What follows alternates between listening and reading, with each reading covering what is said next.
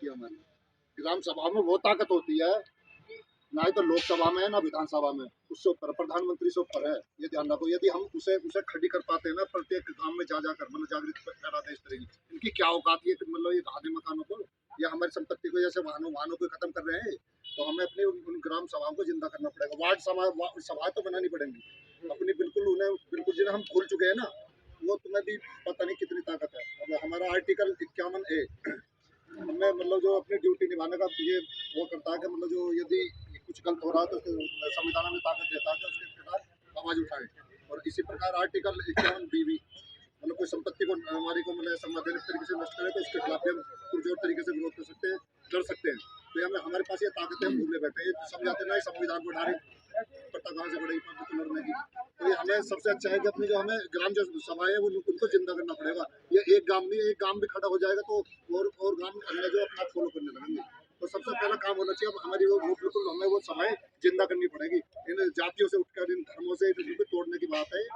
3000 आज हम राजनीतिक दलों में बांट दिए गए, 10,000 संगठनों में बांटे गए। बहुत ही मतलब जो एक षड्यंत्र के दौरान बांटे गए। हम अपने महत्व मुद्दे से हट जाएं, बस में लड़ते रहे फिरते रहे एक दूसरे, फलानी जाति का, ये फलाने धर्म का, सब एक है, धर्म भी एक है, ये पंथों में बांटे गए हम। तो ध्यान रखो, हमें उन सभा अपनी जो ग्राम सभा उनको जिंदा करना पड़ेगा। किसी की कोई औकात नहीं, हमें कहीं से मतलब हिला भी दे, पत्ता तक नहीं हिला सकते हमारा।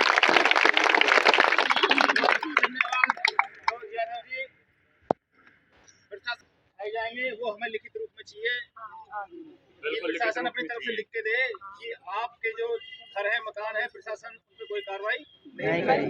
मैं अगली कड़ी में हमारे शर्मा जी हैं, वो आएंगे, वहाँ के निवासी भी हैं और इसमें इस लड़ाई में उनकी मुख्य भूमिका भी है, वो आए अपनी बात कहेंगे। शर्मा जी। जय किसान, जय जवान, जय किसान, जय जवान। आज हम सब बिल्कुल एक हैं, हम एक हैं। हमें सालों भी बैठना पड़ा, हम बैठेंगे। न्याय चाहिए, न्याय चाहिए, न्याय चाहिए, न्याय चाहिए। आज हमें न्याय चाहिए। हम गुमराह बहुत करे गए हैं, बहुत गुमराह करे गए हैं। हम बार बार आते हैं, बार बार यही कह देते हैं तुम्हारे मकान को नहीं तोड़ा जाएगा। फिर हमें दो तरीके से नोटिस क्यों दिए जाते हैं? एक तरफ हमें दिया जाता है नोटिस ग्रामीण के नाम से, दूसरे नोटिस दिया जाता है नगर निगम के नाम से, जिसका वहाँ कोई लेना देना नहीं है।